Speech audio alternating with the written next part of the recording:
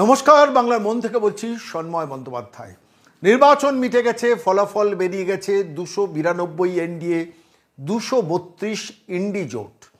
ঠিক সেই সময় দাঁড়িয়ে একটা নতুন করে ধোঁয়াশা তৈরি করার চেষ্টা হচ্ছে। কে গড়বে সরকার, কে গড়বে সরকার, কে গড়বে সরকার। ইন্ডি জোট বৈঠক ডেকে দিয়েছে, এনডিও বৈঠক ডেকে দিয়েছে। তাহলে এনডিএ সরকার করবে না ইন্ডি জোট সরকার করবে? কে হবে ইন্ডি জোটের মুখ? কে হবেন প্রধানমন্ত্রী? কে হবে? মল্লিকার্জুন খড়গে কি প্রধানমন্ত্রীর মুখ হবেন, না রাহুল গান্ধীর প্রধানমন্ত্রীর মুখ হবেন? জল্পনা বাতাসে খুব ইন্টেনশনালি ভাসিয়ে দেওয়া হচ্ছে। আমরা সেই প্রেক্ষিতে আজকের মনে হলো খুব প্রাসঙ্গিক একটি প্রতিবেদন এই সময় আপনাদের সামনে পেশ করা দরকার। সত্যিটা কি, স্পষ্টটা কি? বাংলার তথাকথিত ইলেকট্রনিক্স মিডিয়া, বাংলার তথাকথিত প্রিন্ট মিডিয়া সমস্ত তথ্যগুলোকে বিকৃত করছে, এবং তথ্যগুলোকে বিকৃত করে এমন কিছু তথ্য পেশ করছে যাতে আপনি একজন দর্শক বা একজন পাঠক বা একজন শ্রোতা হিসেবে আপনার মনেও একটা ধোঁয়াশা তৈরি হবে। তাই আমাদের মনে হলো যে সামগ্রিকভাবে যে ফলাফলটা বেরিয়েছে, যতটুকু আমরা পর্যালোচনা করতে পেরেছি তার ভিত্তিতে কতগুলো কথা বলি। কিন্তু তার আগে, আজকে যখন এই প্রতিবেদন পেশ করছি তার আগে কি কি ঘটনা ঘটে গেছে দিল্লির রাজনীতিতে, দিল্লির রাজধানীতে। সেখানে এনডিএ জোটের বৈঠক হয়েছে।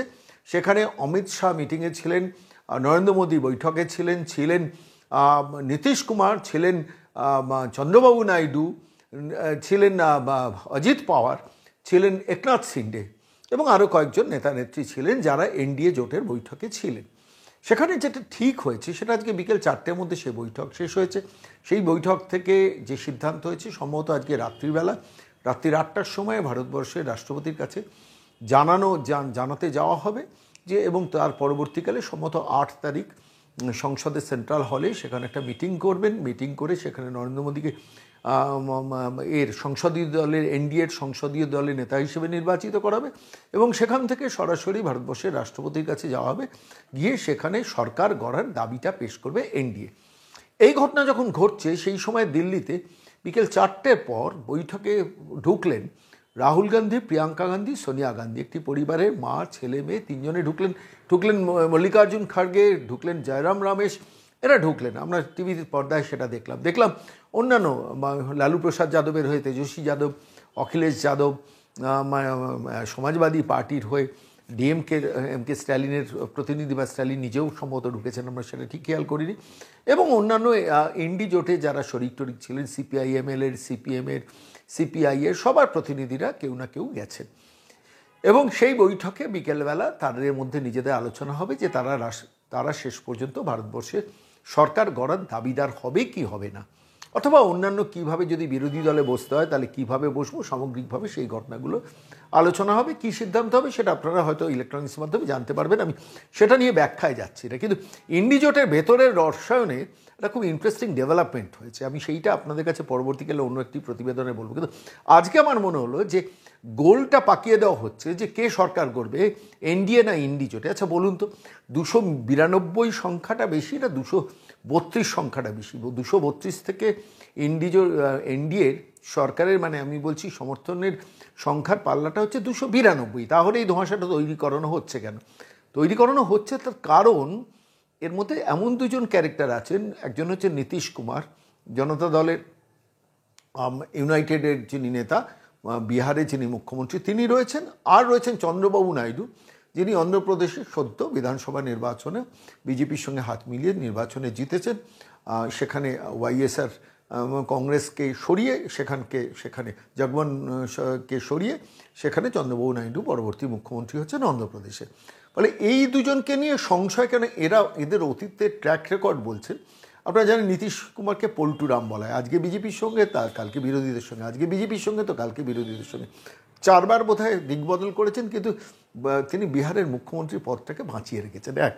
দ্বিতীয়ত হচ্ছে চন্দ্রবাবু নাইডু একসময় এনডিএর সভাপতি ছিলেন, পরবর্তীকালে সেই এনডিএ থেকে মনোমালিন্যের জেরে বেরিয়ে এসেছেন। ফলত স্বাভাবিকভাবেই দুজনেই যেহেতু একটা সময় শিবির বদল করেছেন, এনডিএর সঙ্গে থেকে বাইরে যাওয়া, আবার এনডিএতে ফিরে আসা, স্বাভাবিকভাবে সংবাদ মাধ্যম বা মিডিয়া বা সারা ভারতবর্ষে যারা এই এনডিএ ফিরে আসুক বা নরেন্দ্র মোদী ফিরে আসুক চাইছিলেন না, তারা খুব আশাবাদী এই দুটি ক্যারেক্টারের জন্য। এই দুটি দল এনডিএর মধ্যে আছে, এটা যে কোনো সময় অফার দিলে চলে আসবে। হঠাৎ এই প্রতিবেদন যখন পেশ করছি আজকে সকালবেলা একটা সংবাদ মাধ্যমে দেখলাম বেরোলো নীতিশ কুমারকে ভারতবর্ষের উপপ্রধানমন্ত্রী হওয়ার প্রস্তাব দেবে ইন্ডিজোটের তরফ থেকে। এবং এ খবরও পাওয়া গেল যে অখিলেশ যাদবকে দায়িত্ব দেওয়া হয়েছে এই দুজনের সঙ্গে, অর্থাৎ চন্দ্রবাবু নাইডু এবং নীতিশ কুমারের সঙ্গে আলাদা করে যোগাযোগ রাখতে, যাতে পরবর্তীকালে বিজেপি থেকে এনডিএ থেকে ভাঙিয়ে নিয়ে এসে ইন্ডিজোটের সরকারটা গড়া যায়। আমি আজকে খুল্লা কতগুলো তথ্য পেশ করবো। এই তথ্যগুলো পেশ করলে আপনারা বুঝতে পারবেন যে আসল কাহিনীটা কি, যেটাকে লুকিয়ে যাচ্ছে বাংলা তথাকথিত সংবাদ মাধ্যম। আমি বলছি আনন্দবাজার বর্তমান এই সময় আজকাল প্রতিদিন তো এরা তো মানে লুটোপুটি খায় নবান্নে, ফলে এরা সঠিক তথ্য দেবে না। ইলেকট্রনিক্স মাধ্যমেও অনেক সংবাদ মাধ্যম তথ্যগুলো দিচ্ছে না, যে তথ্যগুলো বাংলার মানুষের জানার অধিকার আছে। আমি প্রথমত বলি, আমি দেখছিলাম যে 543টি আসনে লোকসভা নির্বাচনে ফলাফল হয়েছে। সেই ফলাফলের মধ্যে আপনারা জানেন ইতিমধ্যে যে 292টা এনডিএ জোট, বিজেপির নেতৃত্বাধীন যে এনডিএ জোট তারা পেয়েছেন, 232টা পেয়েছেন এনডিএ জোটে। কিন্তু এর বাইরে একটা খুব ইন্টারেস্টিং তথ্য আছে। সেই তথ্যটা কি, ধরুন একটি করে আসন পেয়েছে কতজন জানেন? দল, 17টা দল। এটা নিয়ে কোনো ইলেকট্রনিক্স মাধ্যম সংবাদপত্র আলোচনা করছে। 17টি দল একটি করে, অর্থাৎ 17 জন সাংসদ একক একটি ছোট ছোট দল আছে। Voice of the people party আছে, জোরাম পিপলস মুভমেন্ট আছে, শিরোমণি অকালি দল আছে, রাষ্ট্রীয় লোকতান্ত্রিক পার্টি আছে, ভারত আদিবাসী পার্টি আছে, সিকিম ক্রান্তিকারী মোর্চা আছে। এসব একক সিঙ্গল ডিজিটে সবাই পেয়েছেন। 17টা দল। কোনো ইলেকট্রনিক্স মাধ্যম এটা নিয়ে কথা বলেছে দেখেছেন? আচ্ছা, এই 17 জনের সমর্থনটা কোন দিকে যেতে পারে ভাবতে পারেন? যে সরকার গড়বে তার দিকে। এই 17 জনকে রাতারাতি ইন্ডিজোট ভাঙিয়ে নিয়ে যেতে পারে? এই 17 জনের তো স্বাভাবিকভাবে ভারতবর্ষে যে সরকার গড়বেন তার দিকে থাকার প্রবণতাটা বেশি থাকবে। প্রথমত এই 17 জনের দিকে কি বিজেপি নজর দেয়নি ভাবছেন? আমরা যখন আলোচনা করছি এই 17 জনের মধ্যে অনেকেই, কেউ তো সরাসরি বিজেপির সঙ্গে অ্যাটাচ করে ইলেকশন জিতেছেন, প্লাস শুধু তাই নয়, মানে আমি বলছি এদের সবার সঙ্গেই বিজেপির যা ক্ষুরধার মস্তিষ্ক আছে তারা ইতিমধ্যে হয়তো সেটেলমেন্ট করে নিয়েছে অধিকাংশের সঙ্গে। অর্থাৎ 17 জনের মধ্যে 12 জন কি 15 জন হয়তো ফিক্সড হয়ে যেতে পারে। আরেকটি তথ্য আপনাদের কাছে, 2টি করে আসন পেয়েছে 7টি দল। 2টি করে আসন পেয়েছে 7টি দল, আর একদম ইন্ডিপেন্ডেন্ট, অর্থাৎ কোনো দল করেন না। অথচ এবারে নির্বাচনে তারা একক ক্ষমতায়, তারা ইন্ডিপেন্ডেন্ট ক্যারেক্টারে জিতেছেন 7 জন। তাহলে এই সংখ্যাটা কত হয় একটু ভালো করে ভাবুন। 17, 7, 24, 7, 31। আমি বলছি না এরা সবাই এনডিএর সঙ্গে চলে আসবে, কিন্তু এই 31 জনকে নিয়ে আমরা কেউ আলোচনায় ফিগারে আসছি না। একটু ভালো করে ভাবুন, কেউ আলোচনায়। নীতিশ কুমার পল্টুরাম, তাই নীতিশ কুমার বদলে যেতে পারে। নীতিশ কুমারের হাতে তো আসনের সংখ্যা 12টা আছে, আর 16টা আছে এর হাতে, চন্দ্রবাবু নাইডুর হাতে পড়ে। এরা যে কোনো সময় বদলে যেতে পারেন। ফলে সেই জন্য একটা ধোঁয়াশা ছড়ানো হচ্ছে যে বোধহয় এবারে এনডিএ জোট আর সরকারে নাও থাকতে পারে, ইন্ডি জোট ক্ষমতায় আসতে পারে। ইলিউশন, ধোঁয়াশাটা তৈরি করাচ্ছে। এবার আমি মেন ফিগারে আসি, খুব ইন্টারেস্টিং ফিগার। একটু ভালো করে ভাবুন তো, 292 হচ্ছে এনডিএর মূল সরকারের, মানে আছে এনডিএ, তারা জিতেছেন 292, 292।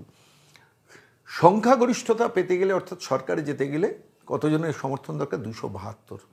আচ্ছা, 292 থেকে 272 মানে 20টা বেশি আছে, তাই তো? এবার আসুন মূল ফিগারে। সেটা হচ্ছে যে এই যে 292 থেকে আপনি চন্দ্রবাবু নাইডু 16 আর 12 হচ্ছে নীতিশ কুমার, তাহলে 28। আপনি 28 বাদ দিন, যে ধরে নিন এরা ইন্ডিজোটের দিকে চলে গেছে। চন্দ্রবাবু নাইডু ইন্ডিজোটের দিকে চলে গেছে, নীতিশ কুমার ইন্ডিজোটের দিকে চলে গেছে। সেটা সম্ভব নয়। কেন? সেটা আমি আপনাকে নির্দিষ্ট যুক্তি দিয়ে ব্যাখ্যা করবো। 16, 12, 28 চলে গেছে ইন্ডিজোটের দিকে, হলো। এইবার তাহলে 292 থেকে 28 বাদ দিলে কত দাঁড়াচ্ছে?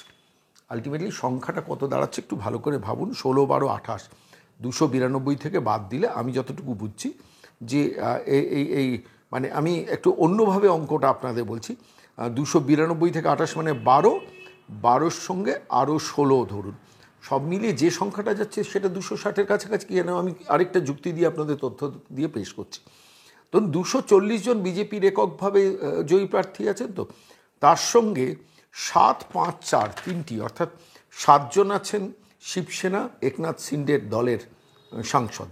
আচ্ছা, 5 জন আছে লোক জনশক্তি পার্টি, রামবিলাস চিরাগ পাসওয়ানের দল, যারা মানে একদম লালু প্রসাদ যাদবের দলের কট্টর বিরোধী বিহারের মাটিতে।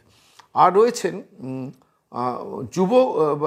যুব যোজনা শ্রমিক right two Congress party YSRCP, অর্থাৎ যারা এতদিন পর্যন্ত সরাসরি বিজেপির সঙ্গেই থেকেছে, সেটা অন্ধ্রপ্রদেশে। তো এই 7-5-4 এরা মিলে টোটাল সংখ্যাটা গিয়ে দাঁড়ায় 256। বুঝতে পারছেন, 256 হিসেবটা গিয়ে দাঁড়ায়। এবার এর সঙ্গে একক দুয়েক, অর্থাৎ জনতা দল সেকুলার 2টি আসন পেয়েছে বিজেপির সঙ্গে যৌথভাবে লড়ে কর্ণাটকে, এরকম করলে সংখ্যাটা দাঁড়াচ্ছে 262। ভালো করে ভাবুন, 262। এইবার 262 থেকে 272 কত? 10টা সিটের কম। আমি তর্কের খাতিরে ধরে নিলাম চন্দ্রবাবু নাইডু চলে গেছেন, আমি তর্কের খাতিরে ধরে নিলাম নীতিশ কুমার দল বদল করে নিয়েছেন, অর্থাৎ মানে পালা বদল করে নিচ্ছেন, ইন্ডি জোটের দিকে গেছেন, তাহলে তো সংখ্যাটা 262। এবং এই 28 জনকে নিয়েও 232-এর সঙ্গে যোগ করলে যেটা দাঁড়ায় 260, তাহলে সেখানেও তো এনডিএর থেকে কম রয়েছেন তারা।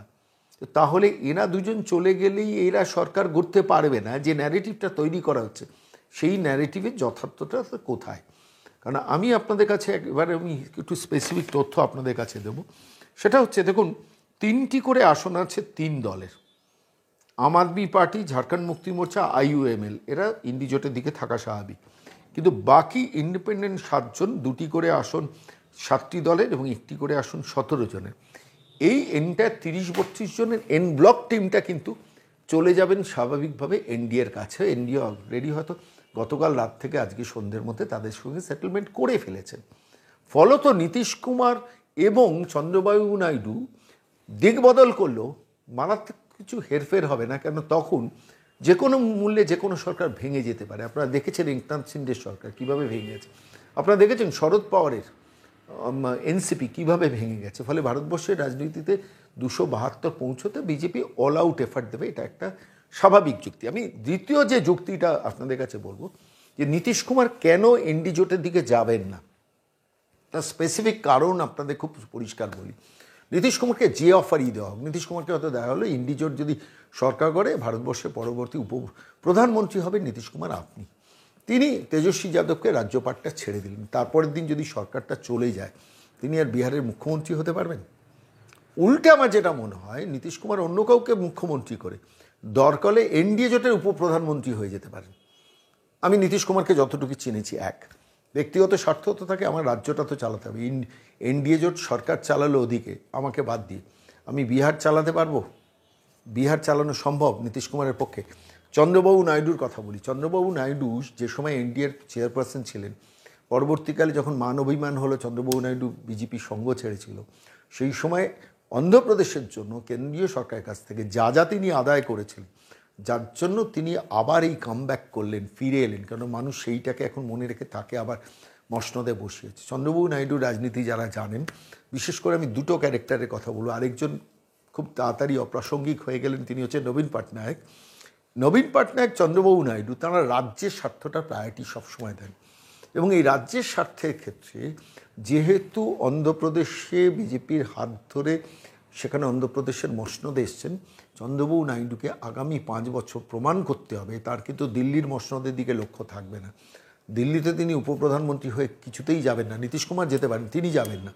তার অনেক বেশি টার্গেট থাকবে যে অন্ধ্রপ্রদেশ থেকে আমি আমার নিজস্ব ইকুয়েশনসে সাজিয়ে নেব, যাতে পরের 5 বছরের মাথায় যে নির্বাচন বিধানসভা আসবে, সেই বিধানসভা নির্বাচনে আমি কিন্তু এখানকার মুখ্যমন্ত্রী হিসেবে পুনরায় যাতে নির্বাচিত হতে পারি। ফলে অঙ্ক বলছে যে চন্দ্রবাবু নাইডু অন্ধ্রপ্রদেশের স্বার্থে কোনো কারণেই এনডিএ ছাড়ার জায়গা নেই। তাহলে চন্দ্রবাবু নাইডু যদি এনডিএ না ছাড়েন, চন্দ্রবাবু নাইডু 16 জন যদি কোনো কারণেই বিজেপির সঙ্গ ত্যাগ না করে, তাহলে নীতিশ কুমার কী করবেন একক 12টা বাদ দিয়ে?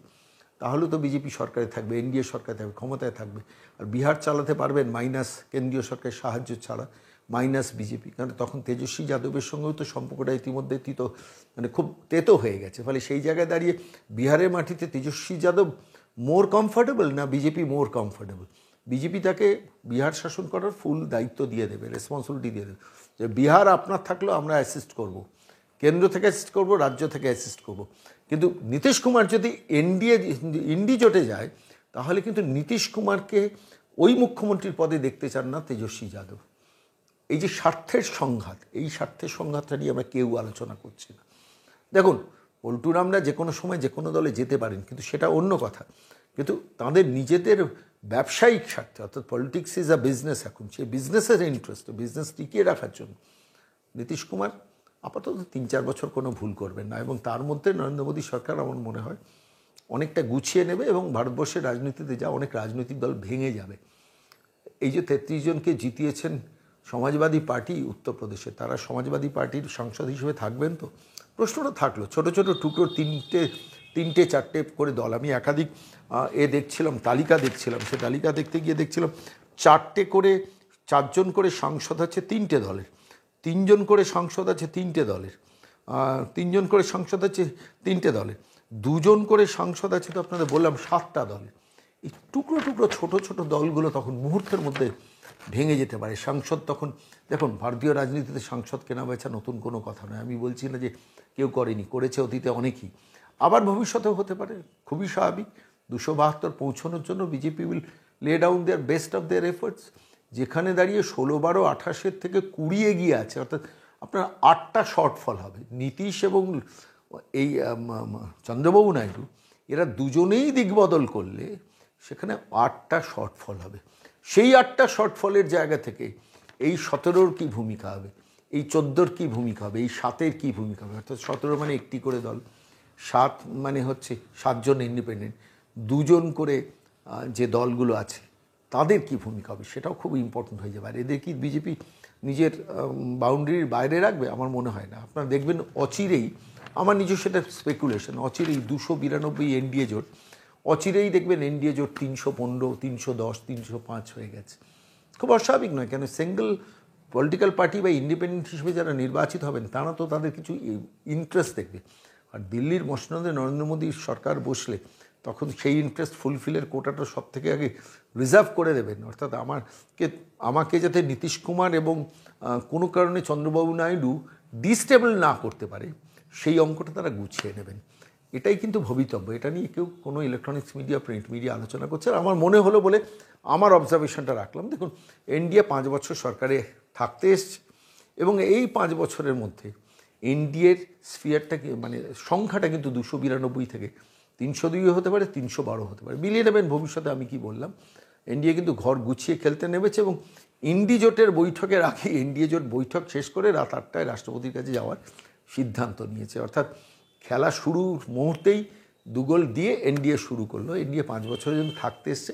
হ্যাঁ, এটা ঘটনা যে যারা চেয়েছিলেন কংগ্রেস বা একটু ঘেঁটে যাওয়া সরকার দিল্লিতে থাকুক, তার সুযোগ সুবিধে পাবো, সেই সব তথাকথিত ইলেকট্রনিক্স মিডিয়া বা প্রিন্ট মিডিয়া তারা অসন্তুষ্ট হয়েছেন। কিন্তু বাস্তব তথ্য আমি আপনাদের কাছে পেশ করলাম যে ওই 17 জন সিঙ্গল সাংসদ, আর 14 জন দুটো পার্টির সাংসদ, আর 7 জন ইন্ডিপেন্ডেন্ট, এরাই কিন্তু আলটিমেটলি নীতিশ কুমার এবং একে চন্দ্রবাবু নাইডুকে মিনিমাইজ করে দেবে, তাদের গুরুত্বটা মিনিমাইজ করে দেবে। যতদিনে কংগ্রেস ইন্ডিজোট ঘেঁটে কাজ শুরু করবে না, তার আগে এদের সমস্ত মিনিমাইজ করে দেবে। কিন্তু আবার এটাও বলছি, এবারের সরকারে চন্দ্রবাবু নাইডু নীতিশ কুমারকে কিন্তু তার প্রাপ্য মর্যাদাটা কিন্তু নরেন্দ্র মোদী দেবেন বা অমিত শাহরা দেবেন, কারণ তারা এটা জানেন শুধু সিঙ্গল পার্টিগুলোর উপর ভরসা না করে এদেরও সঙ্গে নিয়ে দেওয়া দরকার। প্রয়োজন হলে এনডি জোটও ভাঙনের দিকে যাবে, যেভাবে একনাথ শিন্ডে ভেঙেছে, যেভাবে অজিত পাওয়ার ভেঙেছে। কেউ বলতে পারে না ডিএমকে সরকার হয়তো, ডিএমকে সরকারের অনেক সাংসদ হয়তো দল বদল করে নিয়ে কংগ্রেস ভাঙবে না, কংগ্রেসের 99 সেখানে সাংসদ ভাঙতে গেলে অনেক সমস্যা আছে। কিন্তু 5টা, 7টা, 10টা, 12টা যেসব দলের সাংসদ আছেন তাদের ভাঙাটা শুধু সময়ের অপেক্ষা। এটা বুঝতে চাইছেন না যারা এই বিষয়ে পর্যালোচনা করছে। আমি আমার রিপোর্ট আপনাদের কাছে পেশ করলাম। 5 বছরের জন্য এনডিএ সরকার আসতে চলেছে। যারা জল্পনা করছেন, কল্পনা করছেন, ভাবের ঘরে বসে কিছু পর্যালোচনা করে বাতাসে ভাসিয়ে দিচ্ছেন, they are living in the fools paradise. ঠিক কি ভুল মিলিয়ে নেবেন।